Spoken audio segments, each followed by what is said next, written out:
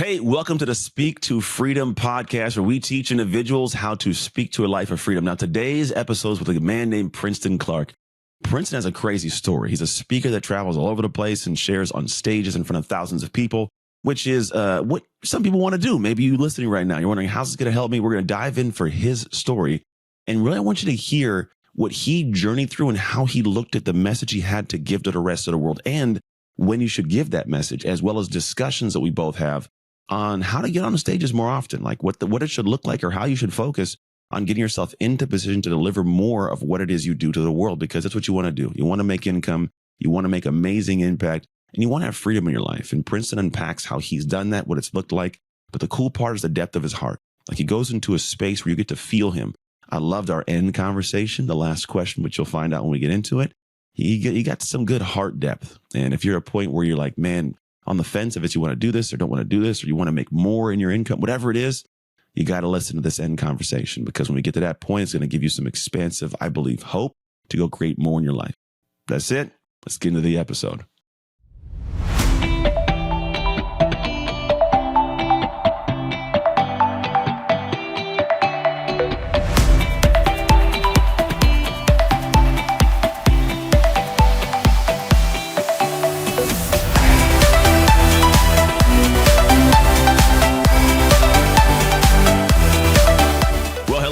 Welcome to the Speak to Freedom podcast. We're here with Princeton Clark. We're going to have a good conversation. I believe we're going to have a great conversation, actually, really about the world of speaking with this man. So, Princeton, man, welcome to the show. How you doing?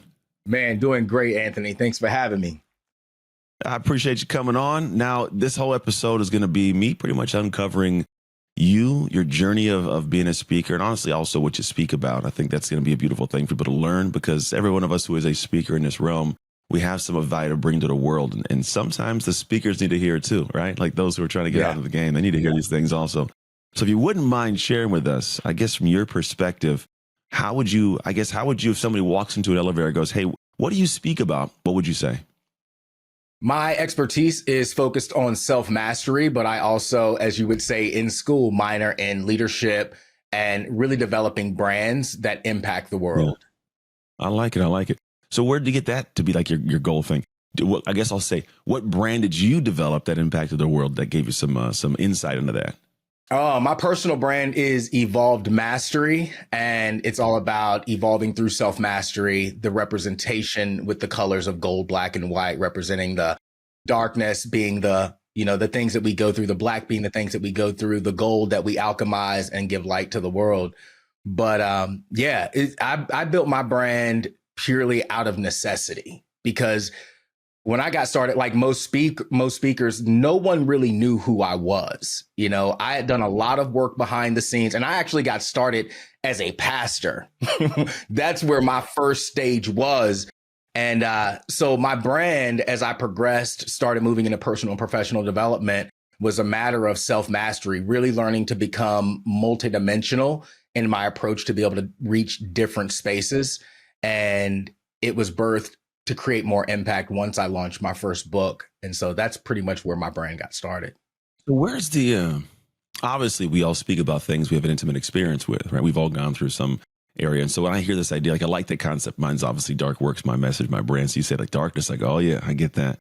And then I like the idea of like the alchemizing. Those of you guys don't know what alchemize or don't know what alchemy is, it's turning a metal into something it's usually not. So like turning iron into gold kind of thing, right? So to alchemize, it's to create, to transform.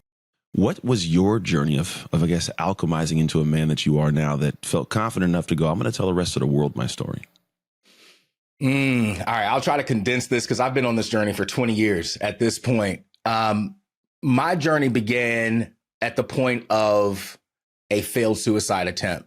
And, growing up, I was abused, molested. I dealt with a lot, struggled with deep depression, but I reached this point where I couldn't go on anymore. And after that failed suicide attempt, I literally was sitting in my car, and I put a gun to my head and I pulled the trigger, and the gun misfired. And I'm really condensing this right now for the sake of time. But following that, I always say I had the greatest epiphany of my life. And I realized I wasn't where I was because of what happened to me. I was where I was because of how I chose to respond to what happened to me. And it just, that one epiphany empowered me. And I realized that, man, if I could create the mess of a life that I hated because of how I chose to respond, how much more of a blessed life could I create if I chose to live like I really cared, like I really loved myself? And so I quit. I was an alcoholic by the age of 21. After this, I quit using drugs. I walked away from gangs. I stopped drinking in a week. And I just dove in. And I grew up in the Bible Belt of Virginia, so I didn't really understand. I never heard of professional development, personal development. All I knew was church, and so I said, you know what? I must have been called to preach. Like, that's what I'm called to do. But I didn't go back to church right away. I started diving into biblical studies. Ended up going back to school at some point and ended up getting my bachelor's in biblical studies in Eastern religion. And then I decided, you know what, after learning a lot, I realized that so much was being taught wrong that I decided to become a pastor, more like Neo in the Matrix. Like, I'm going to go in and teach this stuff right. Yeah. But after 5 years, my spirit just told me, look, you can't change the system. You can't use the system to change the system. You must become something new. It's time to create your own epistle to the world. And that's when I realized, wow, like if I could take just one of the things that I've experienced on my journey up to this point, and if I can, as we say, alchemize it, there's at least 1 million people out there experiencing just one of these things. And if I could develop the voice, if I could develop the strength and prowess to be able to communicate efficiently, I could reach people all over the world. And that's where the passion was birthed. That's beautiful, man. I mean, to be honest, it's what you want to hear. You want to hear someone's gone through something, which is I guess the catalyst to them going to teach somebody else. Because there's a lot of people, unfortunately, still in a place that you once were. And so you climbed out of that place. What was your journey in the transition, right? So we get that there's this thing that takes place. You go to the pastoral realm. You decide, I want to create something new. A lot of people are at that place. I want to take some message from the world. I got this interesting story. But they don't always go into the speaking world successfully or at all. So what was it like for you to get to the point of like, all right, I'm going to lean in, and what did it look like to actually start building your speaking business? Well, I didn't start speaking or building my speaking business right away, though I was still speaking on stages because people knew me from the pastoral realm. I didn't really focus on trying to get on major stages or trying to do a lot of that right away because it was very important for me. I've always had this thing with me where I say, you know what, I believe the stage is a sacred space, because you have the power from the stage, whether you're on the stage of your life, the stage of social media, the stage of a Coliseum or what have you. You have the ability to put somebody's life on the correct trajectory or send them off way far left. And so I've always had a respect for the stage because for most of my journey, I didn't have people there guiding me. And when I finally did start finding mentors, my first mentors as I entered into that phase of my life were Zig Ziglar. Then I worked with Dr. Wayne Dyer. Les Brown was also one of my first mentors. And, it wasn't until about 2015 that I found Tony Robbins, and not 2015, 2005, excuse me, that I started, connecting with Tony Robbins and his stuff. And that's when I really realized, I'll say in the business of speaking, that's when I really realized just how big of an impact I could have, on a worldwide level. But I realized, as they say, I didn't know what I didn't know. And so what I really dove deep into is self-education, like really getting around those who have done it, really getting into the trenches of those who weren't what I call one-dimensional speakers, but they were multi-dimensional speakers, meaning they had gained a level of expertise in different areas and they had worked with different people, gained different insights. They were able to communicate and use vernacular in ways that no matter where you put them, they could have an impact. Those were the people that I began to study because, as Tony would always say, success leaves clues. And I think that's the problem, in this day and age, because back then I didn't have social media. Facebook was for only for college kids at that time, right? And so I think MySpace came out a few years later. But that's really where, I say I really had room to develop my expertise because I couldn't just hop on Instagram and talk and look at me and look at where I'm at now. And I got something to share. And I think a lot of people are skipping a lot of the character building steps. So my advice to anyone who's in that phase is get the education And don't just go to someone who says, hey, I'm a speaker, I can help you. Get around people, do your vetting, do your homework, because you are interviewing them as much as they are trying to retain you as a client.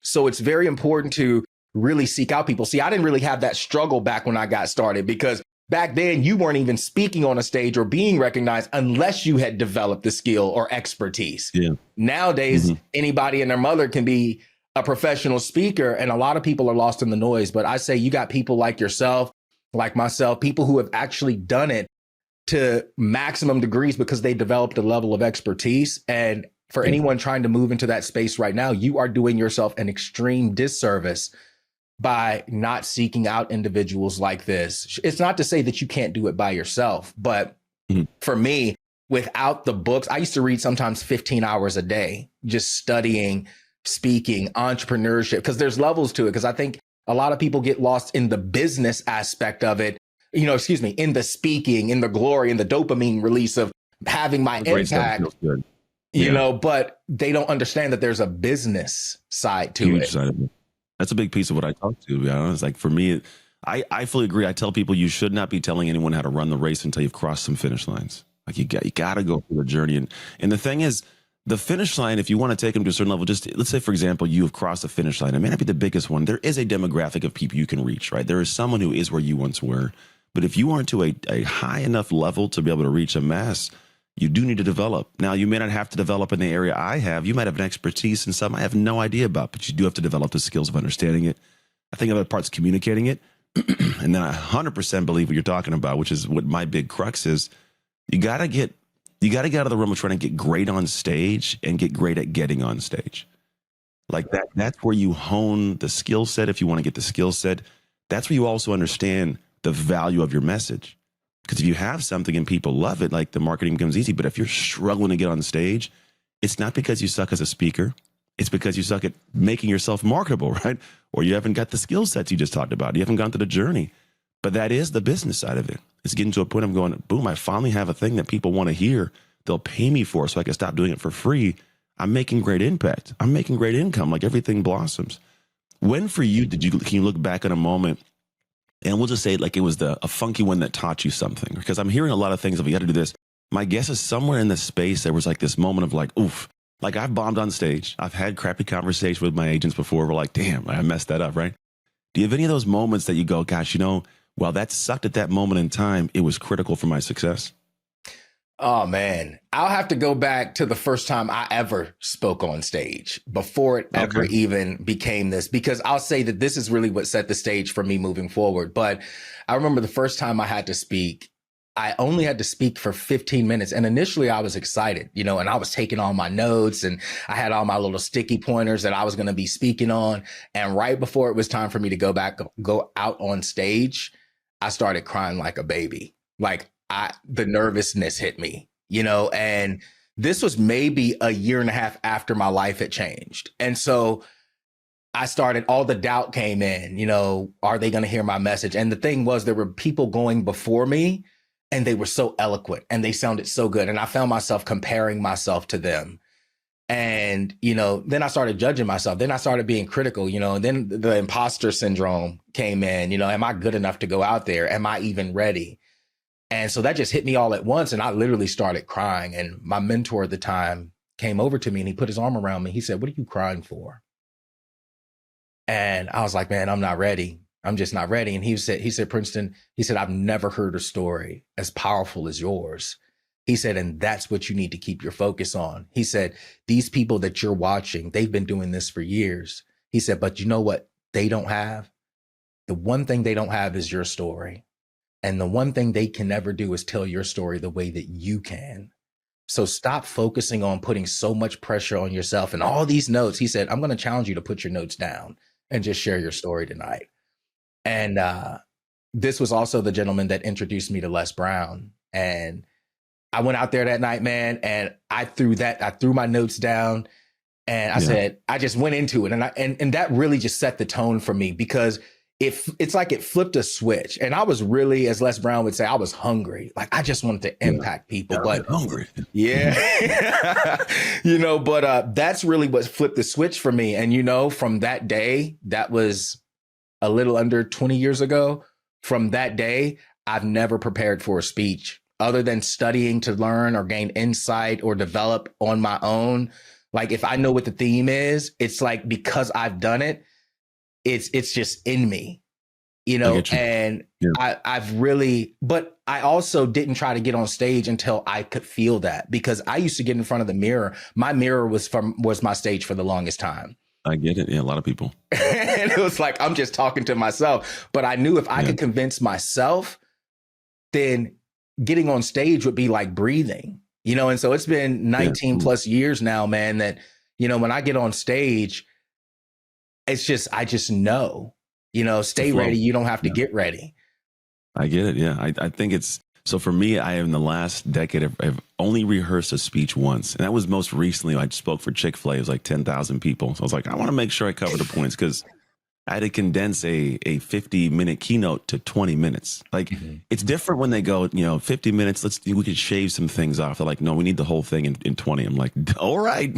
so I'm like, because you used to, when you get in that, like you're talking about flow state, things just, they come out at the pace they come out. So now I had to think about cutting off so much of the color, you know, to the stories. But it is true. Like there's a certain point where you get to a state of like, I'm only nervous when they're calling my name to go up. I'm never nervous before. I'm happy. But then it's like, all right, come onto the stage. And then they start giving my thing. I'm like, oh, you know, it's the only moment in time. It lasts like 30 seconds. Then I get up and it's like, and I'm just in my flow. And then all of a sudden it's over. I'm like, damn, where'd the hour go? You know, and there's a beauty to that. But you're right. It's a thing where in the beginning, I was the same way. I compared to myself, because back when I was starting, you had Les Brown, you had E.T. kind of doing his thing. And I'm like, gosh, I got to be that guy. I got to go and yell, and I got to do this. And I was trying to create something of somebody else's. And it was just so, it felt contorted, you know? And then I just, all of a sudden, I was like, I'm just going to just be Anthony on stage. Killed it. Everybody loved it, because I was the playful, affable, but also like I could lock in like the football playing linebacker I was. But when that guy got to just be him, it was gravitational. People pulled in. And that is what I think you're talking to, is when you just let you out, you don't look at everybody else and go, I got to be like them.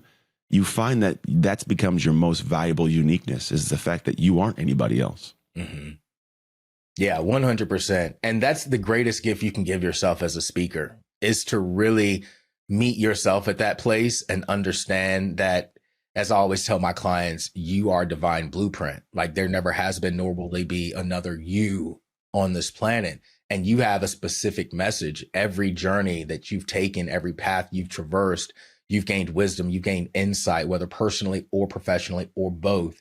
You have something special that you get to bring in the world, and you get to develop these skills. You get to get sharper, as they say, but also get around other people who are going to help to sharpen you.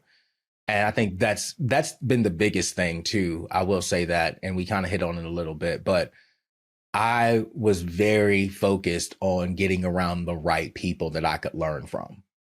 Yeah, that's big. How did you do that when in the beginning you weren't at that level? Because I know some people like the idea of that, but there's this apprehension because I don't want to bother these people, or I'm not as good as them. And like, how'd you get past that? Or did you even have that experience?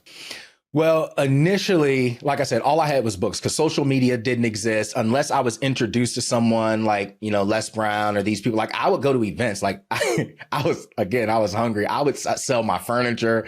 I would wash windows, because coming out of being in gangs and stuff like that, like I didn't have a lot of money at this point. Finding a job was hard. So I would do whatever I had to do, and I would go to events, whatever I had to do. If I heard about an event that was going on, I'm going to find a way to be there, because there was no other way for me to get that information other than books. And then I would go and I literally would absorb everything and just take it back home, you know. But nowadays it's a lot easier, guys. I say for all the listeners, if you have social media, it's really just about being genuine, and don't just reach out to someone because you see they have a solid following and you want to get around them. Go through, do your due diligence, like their posts, respond to their posts, engage with what they're putting out, the value. If they have a book, buy their book, because you can learn a lot from people just by, you know, going into the resources and utilizing the resources that they already have. Like I have 2 books, I have other resources, I have a podcast, I have all these different things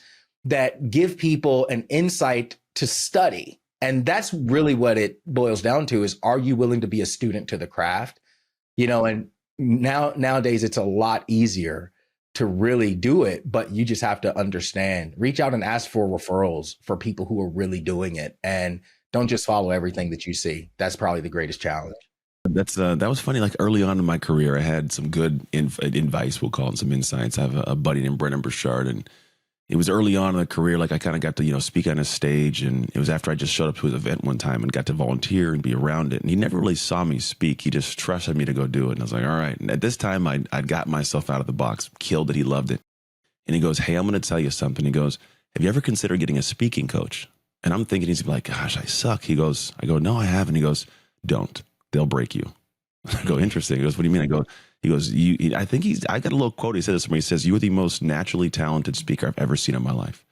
And he's like, I don't know what you did or where it happened. He's like, but you just have this ability just to be you. And he's like, I know you behind the scenes and you actually have that same guy out there, but there's some cadence and some flow that I've never seen. So I go, it's beautiful. And so for me, I'm saying this to people to go, although he told me that, he did give me pointers on things. And I did have to seek insight on the business side. Right? How do I structure this message? How do I put it together? Because while I could kill it on stage, you didn't know about it. I could be amazing on a stage yesterday. Nobody listening right now knew that, right? Mm-hmm. Just because you're great doesn't mean the whole world finds you. And so you're right. You have to find, that's why actually this whole podcast is called Speak to Freedom, but it's tied to a Speak to Freedom coaching program. Because it's all, and I don't do anything, not anything, maybe 10% of it is how you do your thing on stage. Mm-hmm. And it's not based on pointers of what you should do. It's you measuring your vocal control. How did you manage the energy? Did you open well? Did you close right? It's more of like, can you measure and watch yourself from what you did? But the majority is what you're saying. Can you get yourself in a position to have the business side locked in place where you can actually do two things? One, get out on stage and do your thing frequently because of the fact that your business runs. The other side is, can you have these systems in place so you can have reliability in your life of income to only be able to focus on that? Right. There's a gift in that space where, like, for me, and I'm sure for you, I don't have to go and have a side job to pay the bills and give minimal focus to serving people and doing my speaking thing. Mm-hmm. I got good at this business side, so I don't have to do that. My main thing is this thing. So I get to love my work each day and pour into it. But if you don't get to that level, it's a balancing act and it's difficult. Yeah, 100%. And I know for a fact that it helps in multiple areas, especially in business, because people, like professional speakers, aren't just good when they're on stage. They're good in connection. They're good in relationships, and so that's a huge part of even developing the business is when you're networking, getting around people. I've been invited to speak on stage purely off of an introduction because of how I presented myself, because of my expertise and the knowledge around what I was communicating, and I actually had a guy ask me once, he said, I was emceeing an event. I wasn't even one of the main speakers. And he came up to me. He said, man, how do you do that? And I said, what? He said, I've never been to an event where I heard someone speak who was the MC and I wanted to hear them more than the other speakers. Mm-hmm. He said, I took more notes from you in the 5 minutes between each speakers than I did from all the speakers. In their points. And he said, how do you just turn it on and off like that? Because you're clearly passionate. You're very educated. He said, how do you turn it on and off? And I said, have you ever seen the first movie of the Avengers? And he said, yeah. I said, when Captain America tells, Hulk, he said, now it would be a good time to get angry. And he says, that's my secret. I'm always angry. Mm-hmm. I said, it's not that I'm always angry, but I'm always ready. I said, this is who I am. It's what I am. Yeah. The knowledge and the wisdom gained that I've embodied, it's not something that I just do when it's time for me to speak on stage. I live it in my life, personally, professionally, relationally. And I ended up working with him as a client, but you have to embody these principles. And that's why I love what you're doing and giving people the skills, because it's not just about how much money can I make, though that is a part of it. It's about the experiences that you get to create, the person that you get to become, the lifestyle you get to stylize as a result of that wisdom gained. That's going to create a foundation for you not only to create external impact, but internal impact that creates a legacy. And that's beautiful, man. That's what led me ultimately into meeting the coaching director for Tony Robbins, and I got hired to work for Tony Robbins and Dean Graziosi in the mastermind office out here for, a short time right before COVID hit. Yeah. And, when you develop the skills, it's easy. Well, I won't say it's easy. Let me take that back. If you're just beginning and you're developing the skills nowadays, it's probably more difficult than it was for me, back in the day to get on stage. But nowadays there's a lot of noise. But if you can become clear in your messaging, you can become clear in your marketing, and you understand how to put yourself out there correctly in a way that it speaks to those 3 to 5 pillars or pain points that you solve for your clients, what it's going to do is position you in a place where you set yourself apart instead of just being someone else who's just putting information out on social media. And I'll be honest, there's areas where I could even be better about that on social media, but because I already have, the Rolodex and I have connections, it's not really something that I focus a lot on. I focus just sharing messages, different things on social media, but you definitely can set yourself apart. Yeah, there's different seasons for that, for sure. I did the same thing early on. Like I know Dean, and I've been down there. I think we did something with Tony Robbins at like a virtual event that I flew out to. But it is in the beginning, you just do your thing. You share messages, you figure it out, and eventually it kind of culminates to where like it's interesting. I'm always a guy that says you should 100% be doing what you teach. Right? You got to do what you teach. And what I teach is the person who's trying to build up to 25,000 plus per keynote. But I'm there. And so the things that I do are different than what they have to do. And so it's interesting in the journey of like, where like you're saying, I did a lot of networking. Now I don't have to. Like I built this machine of a momentum builder, the engagements, the speeches I've done, the relationships I have with bureaus and different people that book me for speeches, to where now like I have to turn some down. So I can't do the same thing that I may be having somebody else do to build up. But the interesting thing is it's still rooted in the same foundation, which is relationships. You do got to develop relationships with bureaus and with different agents and with different speaking events and different places you can go and different people who may recommend your name somewhere. But at a certain point in time, done well enough and over time, and you keep showing up, you need less and less of it. It just kind of starts to flow in. It's a beautiful kind of exchange there. But I do get what you're saying there. So someone listening going, well, what do you mean? He's not even doing what he's, no, he doesn't have to. Like a certain point you get to, or you don't got to do the exact same things. And that's a beautiful place to arrive at. As we kind of come to the back end of our time, I have this thought of something, because I always like to do something unique and different, ending of conversations and different podcasts. This is you're obviously just, the second episode on this podcast, which it used to be called the Oz Shift podcast. We got to like episode 420, and now we're just kind of transitioning to a new groove.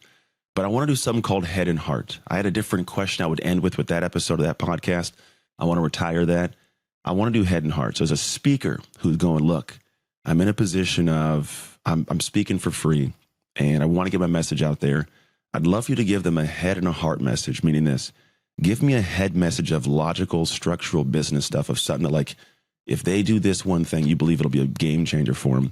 And then for the heart, give them some kind of words of wisdom message, like something to sign off with that they can go, let me gnaw on that for the heart sent, because they may need it to push through hard times.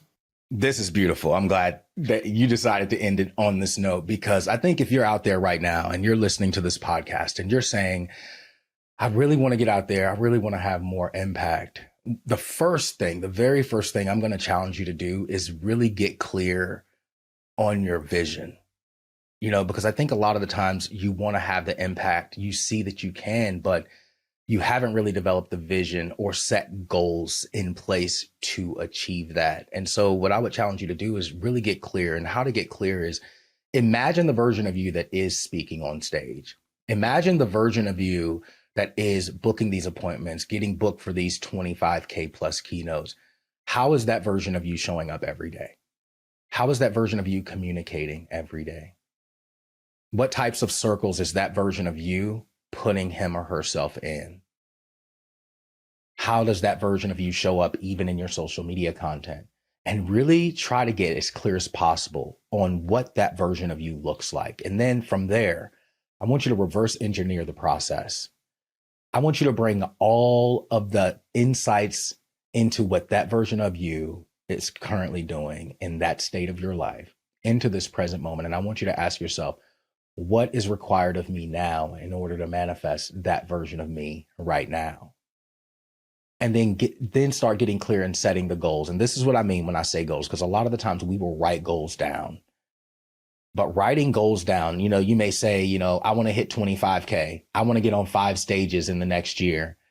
I want to speak for Anthony, or I want to speak for one of these other great speakers. I want to share stages with them. Okay, that's great, but that's not enough.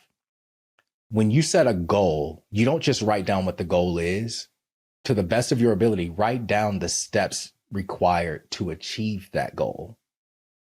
As you perceive that version of you desire to be, that you have the possibility and the potential to be, get clear on what steps are required. And if you don't know, this is where having a coach like Anthony, like myself, like someone who's been skilled in it, is really going to help you to get clear in those areas.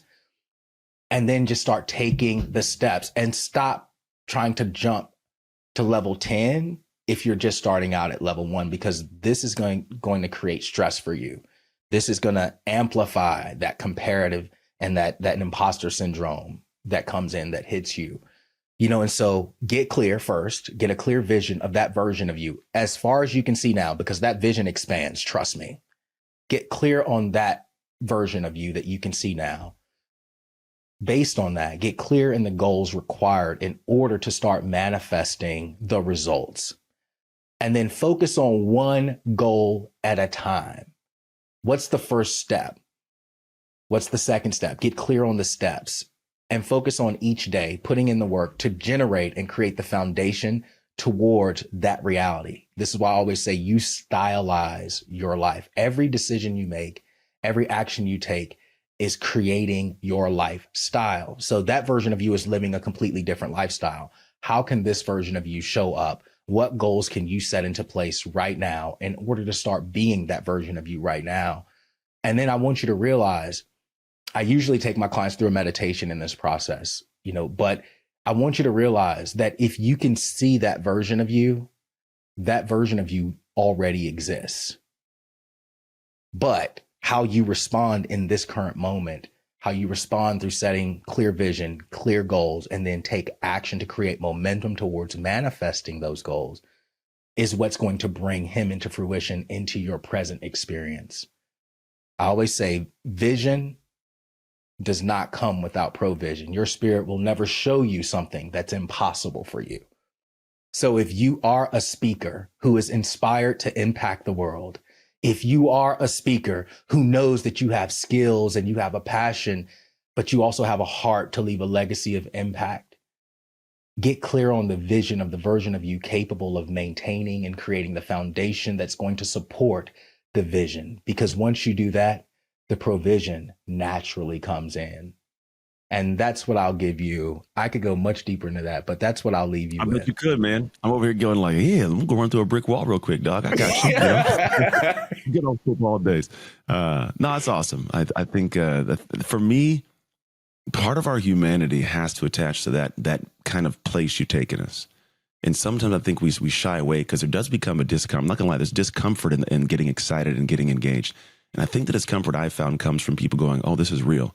If it gets real, what if it goes bad? Or what if it doesn't work out? And I go, stop thinking about that. Think about what you just said, which is there's a vision, there's a dream, there's a possibility for it. If you think of the impossibility, your mind will create what's put into it. Don't put that in there.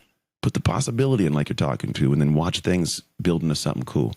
Man, I've thoroughly enjoyed our time. We had a brief conversation prior to this, and this is delivered in all ways I knew it would. I'm looking forward to catching up with you in person at some point in time. But honestly, like, I love your humanity. You got a good energy about you. Yeah. So I'm looking forward to catching up, getting a tea or a coffee or a sparkling water because I don't drink alcohol. But if people are like, man, I love this guy, Princeton, where would I send them to get more of you? Instagram is probably the easiest place, at Princeton Clark. But they can also go to PrincetonClark.com. All of my resources, everything is there. But you can also Google me. I always say my name has built-in SEO. There's not a lot of Princeton Clarks out there. So, Instagram, if you really want to get a real vibe of who I am, just go check it out over there. All my links are there. Beautiful, beautiful. We'll have all those things in the show notes. I'm the same way. Besides my son, I'm the only Anthony Trucks that I know exists. I don't even know. Many people have never met another Trucks ever. I know they exist, but I don't know. I never knew. I've never met one. Right? Isn't that crazy? I've been to full stadiums of like 10,000 people, and they're like, no, I never heard of Trucks. I'm like, I'm still killing it. So I got built in SEO also. Yes, sir. That's cool. You who's listening to the world right now, a couple things. One, if you find there's someone in your world that needs to hear this message from Princeton, send it to them. Not only just for the speaking side, but the human side of this. Listen, if you are a speaker and you're like, gosh, I want to be like this man and speak like this man, I'm telling you, go to speaktofreedom.com, check out what we provide because we can help you get to this level. And the idea is it's not so much just the skill set, but all the things that come into building. Now, I will tell you this is 2 decades with this man built up. Ain't going to happen overnight, but 2 decades is going to pass. Do you want to pass with drift or with direction? We can help with the direction of it all. Make sure you go check out his work. So if you want to be more inspired, get some tips and tricks, maybe reach out and talk to him because he's a great human being. Go to PrincetonClark.com. Find him on Princeton Clark at Instagram as well. Outside of that, everybody, have an amazing rest of your days and make sure you go out into the world and speak to a life of freedom.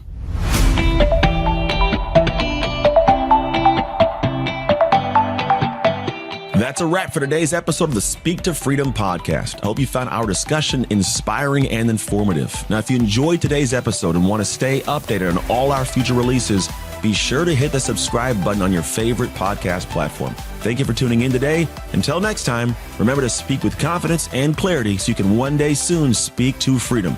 See you in the next episode.